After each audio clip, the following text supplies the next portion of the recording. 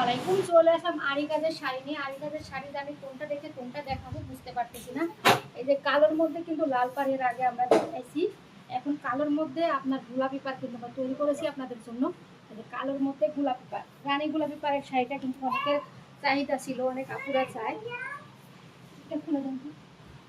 অনেক আপুরা চায়। এটার কারণে কিন্তু আমরা এই যে রানী গোলাপের মধ্যে কালোর মধ্যে রানী গোলাপি পাড় এগুলো আমরা তৈরি করছি। শাড়িটা আমি দেখাই দিচ্ছি যে কেমন হবে। যে গোলাপি কালার পাড় আঁচল হবে আর শাড়িটা হবে কালো।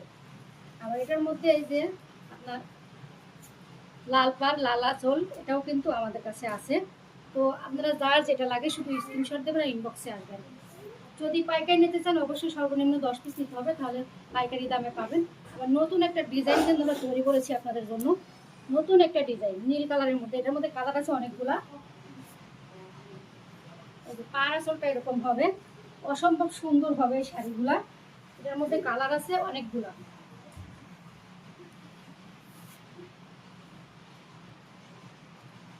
এই যে দেখেন, এটা হলো অ্যাশ কালারের মধ্যে লাল পাড়, অ্যাশ কালারের মধ্যে লাল পাড়। তারপরে এই যে রানী গোলাপের মধ্যে লাল পাড়। এই শাড়িগুলা কিন্তু অসম্ভব সুন্দর হবে এবং হাফ সিল্কের মধ্যে হবে, সুতি হবে না, হাফ সিল্কের মধ্যে হবে। 80% সুতা থাকবে আর 20% সিল্ক থাকবে। তো এই শাড়িগুলো কিন্তু আপনারা অ্যাভেলেবল পরতে পারবেন, কোনো সমস্যা হবে না, কারণ শাড়িগুলো আপনার বেশি পাতলা নয়।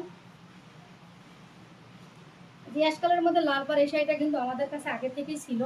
তো এটার মধ্যে আমরা কয়েকটা কালার তৈরি করছি আপনাদের জন্য। এই যে বেগুনি কালারের মধ্যে লাল পাড়, বেগুনি কালারের মধ্যে লাল পাড়, তারপরে এই যে হলুদের মধ্যে লাল পাড়, হলুদের মধ্যে লাল পাড়, গোলাপের মধ্যে লাল পাড়।